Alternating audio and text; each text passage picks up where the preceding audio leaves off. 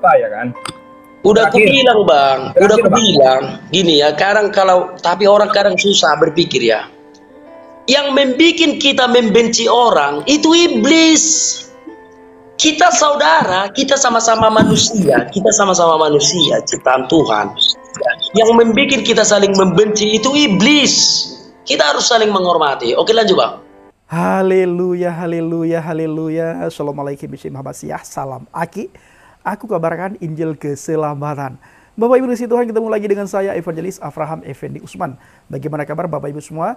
Tentu luar biasa. Dan saudaraku para pencinta Injil Habagat, saya ingin mengajak Bapak Ibu semuanya untuk melihat sebuah cuplikan video, di mana di video tersebut jadi diskusi antara anak Batak dengan seorang pemuda Muslim. Apakah pemuda tersebut ustadz muda? Kita tidak tahu Bapak Ibu, tetapi dalam diskusi tersebut sangat seru. Anak Batak ketika memberikan jawaban kepada pemuda Muslim tersebut, itu dengan penuh hikmat. Pengetahuannya yang luar biasa dan pemahaman Alkitabnya yang luar biasa, dan jawabannya begitu tajam. Setiap pertanyaan selalu dijawab berdasarkan apa kata Alkitab, berdasarkan apa kata firman Tuhan. Bapak Ibu, tidak berlama-lama, mari kita saksikan sama-sama bagaimana cuplikan video berikut ini. Nah, saudara dikasih Tuhan, sebelumnya saya ingin memberikan sedikit masukan kepada anak Batak, supaya ke depan ketika anak Batak melakukan diskusi dan mengajak teman dari seberang untuk diskusi, untuk tanya jawab, anak Batak jangan selalu menjawab pertanyaan daripada mereka. Sesekali coba anak Batak mempertanyakan iman mereka. Contohnya, bagaimana keselamatan menurut iman Anda? Bagaimana keselamatan menurut kitab suci Anda? Nah, siapa yang menjamin kepastian keselamatan seseorang? Nah, coba sesekali anak Batak jangan terus-terusan menjawab. Seperti beberapa waktu yang lalu ketika anak Batak menjawab setiap pertanyaan yang diajukan oleh si Zuma. Nah, ke depan kalau anak Batak diskusi dengan siapapun, lebih-lebih lagi dengan si Zuma, anak Batak jangan lagi asik menjawab. Coba ajak si Zuma diskusi mengenai iman dia, mengenai agama dia. Ya, tentunya anak Batak menjaga sikap sebagaimana yang selama ini anak Batak lakukan, ini sangat bagus menurut saya. Tetapi anak Batak coba ajak si Zuma untuk berpikir dan ajak si Zuma untuk diskusi mengenai agama dia. Mengenai hadiskah, mengenai kitabnya dia kah, mengenai juru selamat yang ada dalam agama dia kah? Coba anak Batak ajak dia ya, diskusi mengenai agama dia. Jangan dia terus-terusan menyerang iman percaya kita. Karena saya melihat apapun jawaban anak Batak sesuai dengan Alkitab itu tidak diterima oleh si Zuma. Ya, si Zuma menjawab berdasarkan asumsi dia. Sementara anak Batak ketika memberikan jawaban setiap pertanyaan yang ditanyakan oleh si Zuma itu selalu berdasarkan apa kata Alkitab, back to Bible, bukan berdasarkan asumsi anak Batak. Nah, ini yang sangat luar biasa ketika anak Batak menjawab setiap pertanyaan dari saudara-saudara kita dari seberang. Tetapi masukan saya adalah coba anak Batak ke depan bertanya mengenai agama mereka, bertanya mengenai iman mereka. How ask your Muslim friend? Bagaimana cara kita bertanya kepada teman kita yang Muslim? Nah, baik saudaraku, mari kita saksikan sama-sama bagaimana cuplikan video berikut ini. Sebagaimana Yesus ada di dalam Bapa, demikianlah rohku ada di dalam aku. Nah gitu ya, rohku ini bisa kuutus kalau aku punya kesaktian. Bisa kuutus dia ke Jakarta. Kusuruh dia ke Jakarta, rohku ini. Contoh mau membunuh seseorang, contoh ya, kalau aku ada kesaktian ya. Kalau aku mau bersekutu dengan iblis. Bisa kuutus roh yang ada di dalamku ini ke Jakarta. Untuk satu tugas tertentu, setelah selesai dia masuk lagi ke dalam aku. Nah, demikian juga dengan Allah. Bapa mengutus firman yang ada di dalamnya ke dunia. Kalau iblis bisa melakukan seperti itu dengan mengutus roh yang ada di dalamku ini ke satu tempat, apalagi Tuhan. Iblis kan belajar dari Tuhan, karena iblis itu kan dulu malaikat Allah di surga. Dia mencontoh cara kerja Allah, itu dicontohnya. Setelah dia diusir ke bumi, dipraktekannya lah cara kerja Allah itu.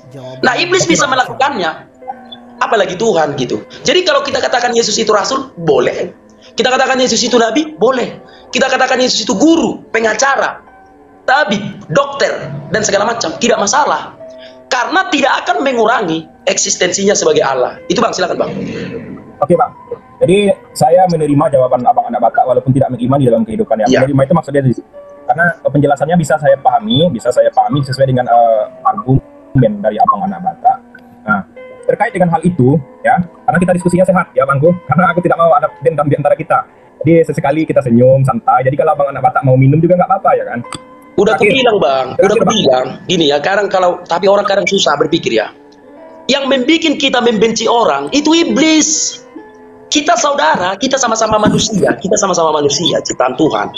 Yang membuat kita saling membenci, itu iblis. Kita harus saling menghormati. Oke, lanjut Bang. Terakhir, ini pertanyaan saya terakhir Bang.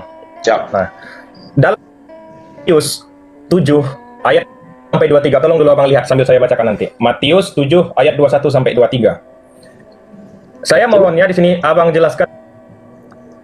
Sebetulnya kan tujuan kita berdiskusi ini banyak. Salah satunya yang paling penting itu tambah ilmu atau wawasan kita masing-masing untuk saling memperkuat iman sesuai dengan kepercayaan masing-masing. Kemudian yang kedua meningkatkan silaturahmi, dan yang ketiga sebetulnya yang paling penting itu Bang, menghindari fitnah ya atau asumsi-asumsi yang tidak benar terhadap masing-masing. Salah satu contoh yang saya lihat dalam kolom komentar abangku, di sini mohon maaf ya Bang, bukan saya mengatakan, banyak teman-teman yang komen, Abang Anak Bata asumsi lagi, Oten asumsi, tapi saya tidak pernah mengatakan seperti itu. Itu maunya saya, kenapa diskusi itu sebetulnya harus dengan dalil, harus dengan data, agar asumsi ini terpatahkan. Tapi kalau Abang misalnya menjelaskan sesuai dengan keinginan Abang, kemudian teman-teman Kristen yang lain menerjemahkan suatu ayat dalam Alkitab sesuai dengan kehendaknya sendiri, bahkan terkadang dua terjemah ini bisa berbeda loh Bang. Jadi di situ yang bisa menimbulkan perpecahan, di situ bisa menimbulkan adu domba atau semacam salah sangka di antara kita semua. Jadi Abang mohon dijawab dengan dalil. Dalam Matius 7 ayat 21 sampai 23, itu yang saya tanyakan terakhir Bang. Ya. Di sini saya diskusikan dengan teman-teman. Banyak teman-teman yang mengatakan bahwa ayat ini adalah prank yang paling besar di dunia. Kenapa dikatakan prank yang paling besar di dunia? Nanti ketika Yesus turun pada kedatangan kedua, ternyata dia berkata ya kepada manusia yang menyembahnya, kan banyak tuh. Yesus, demi nama Yesus, demi nama Yesus. Ternyata nanti ketika turun kedua kalinya, Yesus melakukan klarifikasi.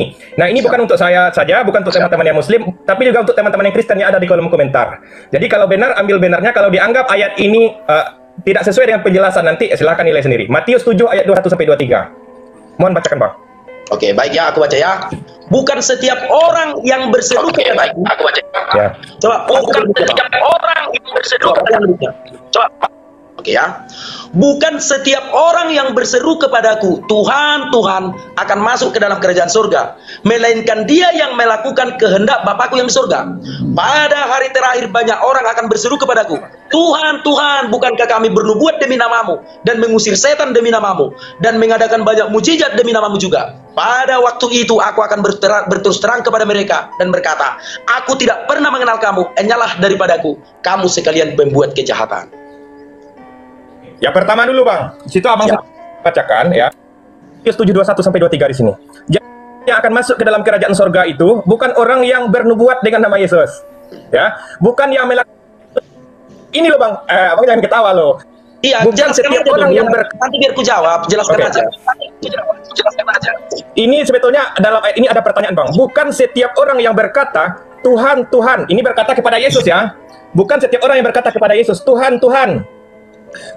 Apa katanya Tuhan yang akan masuk ke dalam surga, kerajaan surga, melainkan dia yang melakukan kehendak Bapakku di surga. Nah, banyak orang yang berkata nanti kapan itu ketika Yesus datang, ternyata banyak orang yang berkata, loh, kami nggak masuk ke dalam kerajaan surga Yesus. Kan di dunia kami mengatakan Engkau Tuhan, kami bernubuat dengan namamu, kami melakukan kebaikan dengan namamu, mengusir setan dengan namamu. Kenapa sekarang kami tidak selamat? Kenapa tidak masuk ke dalam kerajaan surga? Bukankah Engkau sendiri Tuhannya? Nah, saat itu Yesus berkata kepada orang yang berkata demikian, apa katanya? Aku tidak mengenalmu. Pergilah kamu dari sini. Enyah itu kan bahasa kitanya, pergilah kamu dari sini. Engkau yang melakukan kejahatan. Siapa yang melakukan kejahatan? Orang yang bernubuat, mengusir setan, melakukan sesuatu kebaikan dengan nama Yesus, bukan dengan nama Bapa. Silahkan Pak. Oke, baik. Ya, coba matikan mic-nya biar jangan markoro-koro. Oke. Ayatnya aja udah jelas. Dari kata pertama aja sudah jelas. Bukan setiap orang, artinya bukan semua orang yang memanggil Tuhan, Tuhan akan selamat. Tetapi bukan semua yang memanggil itu akan selamat. Ada orang yang memanggil Tuhan, Tuhan, selamat. Tapi nggak semua gitu. Bukan berarti karena memanggil Yesus Tuhan maka tidak selamat. Coba deh pikirkan ya. Bukan setiap orang yang berseru kepadaku, Tuhan, Tuhan, akan masuk ke dalam kerajaan surga. Artinya, adalah 100 orang yang berseru, Tuhan, Tuhan Yesus, Tuhan Yesus. Bukan 100 orang ini masuk surga, itu maksudnya. Tapi bukan berarti dari antara 100 orang ini tidak ada yang masuk surga, bukan begitu. Artinya sebagian dari mereka tidak masuk surga, sebagian masuk surga. Nah, paham ya? Perbedaan semua orang yang mengatakan bahwa Yesus itu adalah Tuhan, berbuat dengan nama Tuhan, dengan nama Yesus, mengusir setan dengan nama Yesus, kan ada sebagian yang masuk surga nih, kata Abang. Ada sebagian yang tidak masuk surga. Nah, Ya. perbedaannya apa? Perbedaannya apa? Yang Siap, masuk surga dengan ini mau aku jelaskan perbedaannya. Nah, coba. Oke, matikan dulu mic-nya. Iya. Oke, artinya ada setengah dari 100 orang yang memanggil Tuhan Yesus, setengah dari mereka itu nggak masuk surga. Setengahnya masuk surga. Perbedaannya adalah dijawab di ayat sebelumnya. Waspadalah terhadap nabi-nabi palsu yang datang kepadamu dan menyamar seperti domba, tetapi sesungguhnya mereka adalah segala yang buas. Dari buahnya lah kamu akan mengenal mereka. Dari buahnya. Ada orang yang percaya Yesus sebagai nabi, sebenarnya tidak ada masalah, tetapi harus berbuah. Ada orang yang percaya Yesus sebagai guru, tidak ada masalah, tetapi harus berbuah. Harus kebaikanlah yang keluar. Bentar. Gitu ya? Jawab. Bentar. Apakah bernubuat di sini tidak buah?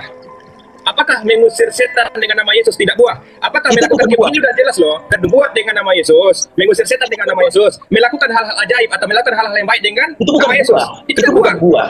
Bukan. Itu bukan buah. Bukan buah. Coba matikan dulu mic-nya, biar kita lihat Apa contoh buahnya ya. Coba ya. Apa contoh Itu buah? ada. Nah, sebentar ya. Itu bukan buah. Itu bukan buah. Kalau orang menyembuhkan orang sakit, itu bukan buah. Bukan. Itu mukjizat yang memang bisa dilakukan oleh orang-orang percaya. Nah, yang namanya orang berbuah itu dijelaskan di dalam Roma. Sebentar ya. Itu dijelaskan di dalam Roma. Orang yang berbuah itu dijelaskan di dalam Roma, atau kita ke surat para rasul aja ya, dalam Galatia 5 coba ya. Inilah buah, Bang. Galatia 5. Oke, aku baca ya. Nah, sebentar. Kasih. Nah, itu yang pertama. Buahnya kasih, karena Yesus kan mengajarkan kasih. Bisa pun kita sembuhkan orang sakit dalam nama Yesus. Dalam nama Tuhan Yesus sembuh. Kalau tidak ada buahnya, tidak ada kasihnya, takkan selamat ini. Ini akan diusir nanti. Nah, gitu. Harus ada buahnya. Apa buahnya? Kasih. Nah, yang kedua, sukacita, damai sejahtera, kesabaran, kemurahan, kebaikan, kesetiaan, kelemah lembutan, penguasaan diri. Jadi itu harus ada. Kalau orang mengaku Yesus Tuhan, tapi tidak ada buah tadi, ya sorry saja, aku bukan mau menghakimi. Ya bentar dulu ya. Dari 100 orang tadi yang mengaku Yesus Tuhan, 50 orang diantaranya tidak berbuah, tidak ada kasih, tidak ada kesabaran, tidak ada murah hati. Ya ini nanti akan diusir. Nyalah kau, aku tidak mengenalmu. Tetapi 50 orang diantaranya mengaku Yesus Tuhan, berbuat dalam nama Yesus dan berbuah. Ada kasih, sukacita, damai sejahtera. Inilah yang masuk ke dalam kerajaan surga. Nah, itu tadi saudaraku, bagi berapa kabar Bapak Ibu setelah melihat cuplikan video yang baru saja kita saksikan sama-sama. Silahkan tulis di kolom komentar dan pergunakanlah komentar kita dengan bijak. Sekali lagi saya memberikan masukan kepada anak bata supaya ke depan anak bata jangan asik menjawab, tetapi coba bertanya mengenai iman mereka. Bagaimana keselamatan yang diberikan oleh agama mereka dan bagaimana keselamatan yang tertulis di dalam kitab mereka. Kalau ada ayat, tunjukkan ayatnya. Kalau hadis, tunjukkan hadisnya di mana. Anak bata, perlengkapi dirimu dengan Islamologi agar lebih hebat lagi di dalam diskusi. Baik, saudaraku, kita terus dukung dalam doa supaya anak bata selalu diberikan hikmat, akal budi dan pengetahuan oleh Tuhan, sehingga ke depan anak bata lebih hebat lagi dalam berdiskusi dengan teman-teman dari seberang. Nah, saudaraku, kita dukung dalam doa. Terima kasih.